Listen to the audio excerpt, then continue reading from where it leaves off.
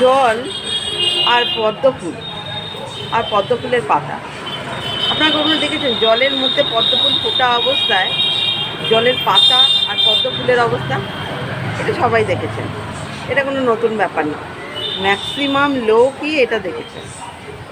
এইটা থেকে আপনাদের একটা বুঝতে হবে যে জল যেমন পদ্ম ফুলে যখন ফোটে বা পাতাটা যখন থাকে তার মধ্যে কিন্তু ছিটে ফোটা জল থাকে, বা পদ্ম ফুলেও কিন্তু সেই জল তেমনভাবে টাচ করতে পারে না।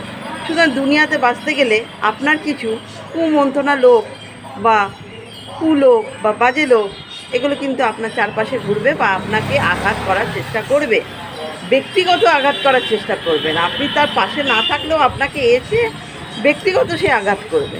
সঙ্গে সেরকমই পদ্মফুল আর পাতার মতন ভাবুন যে আপনাকে আঘাত করলেও তারা আপনার কিচ্ছু তার